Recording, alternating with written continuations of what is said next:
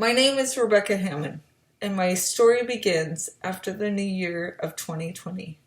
I got sick.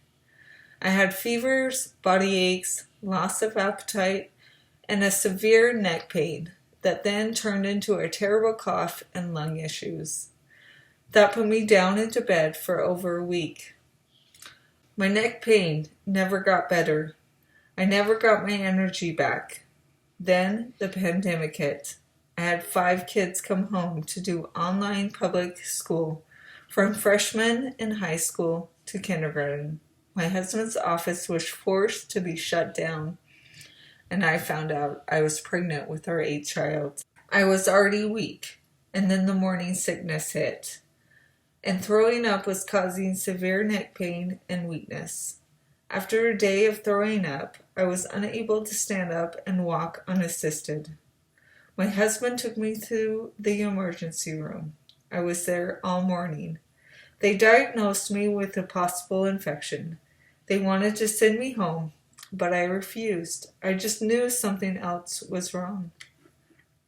After an entire day and 3 doctors later, I had a CAT scan and an MRI that found that I had torn both my vertebral arteries in the back of my neck. They feed the blood supply to the brain, and they were forming clots. The life flight transported me from Idaho Falls to the University of Utah. It was a 45-minute flight. There was not room for my husband, so I went alone, and because of COVID, he was not allowed in the hospital in the University of Utah.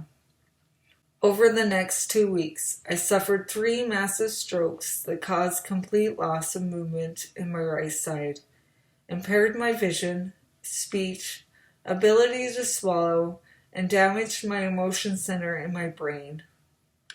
By some miracle, my baby survived. During that time, my husband and 7 kids went through an emotional roller coaster, not knowing if they still had a mother.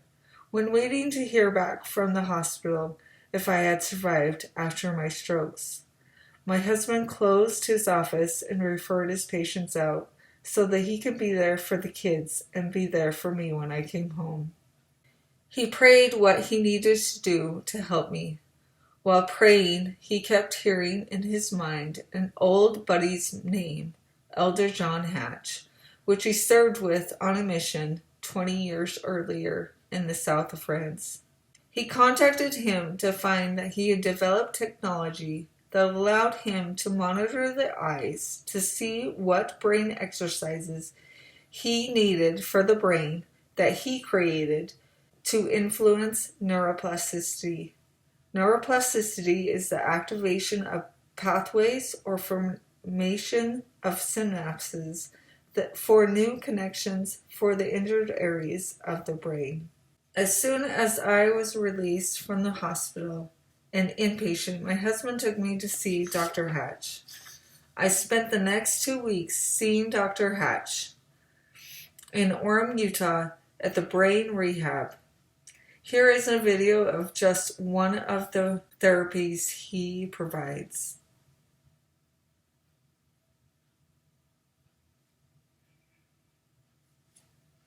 After 2 weeks, Dr. Hatch sent me home with brain exercises, and I got to see my kids after a month and a half.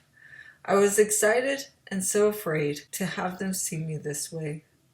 I remember the moment my 2-year-old at the time came to sit by me on the couch, and he sat on my right hand because I couldn't move it out of the way.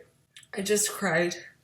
I had to have help with everything, and I was an emotional mess. I continued with Dr. Hatch's brain exercises daily. I did occupational and physical therapy for a time. I went from being in a wheelchair to walking with a cane, assisted to walking with a cane, unassisted to walking unassisted over a course of a couple months. My hand, arm, speech, vision, swallowing, and emotional state continued to progress too. In that process, I've had to relearn everything.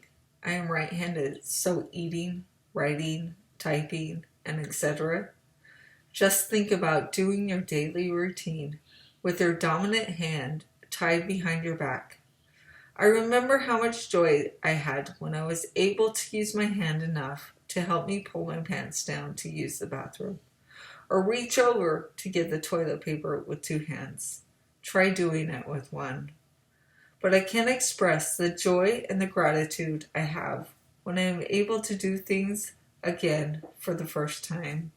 I have recorded, in really bad handwriting, in my journal on September 1st, 2020.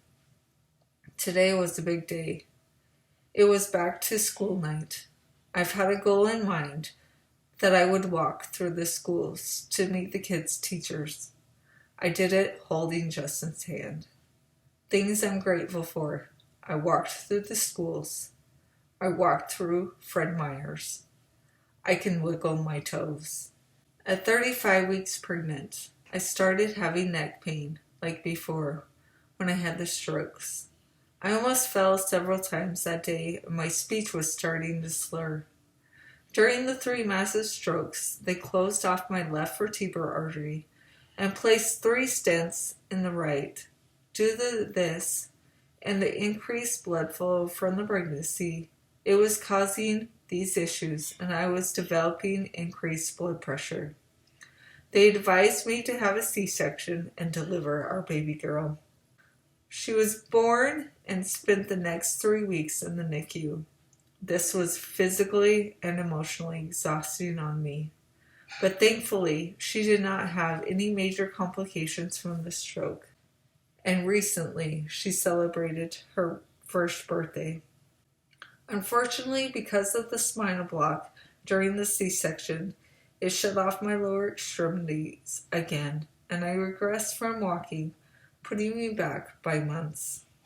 Today I continue to see Dr. Hatch and do the prescribed brain exercises he gives me. I do them for about 3 hours, 7 days a week. I continue to improve, but rely on my husband Justin to help me manage the home and kids while I continue to heal.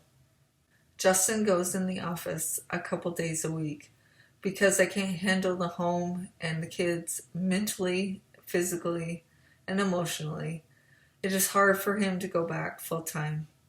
Working a couple days a week covers basically the overhead of the office. During this time with me and the kids, he has had the opportunity to put the process that he developed over the last 12 years working with patients with digestive problems down on paper, and build an online business that will allow him to work from home. I am so thankful for all the love and support from our friends, neighbors, and family during this time.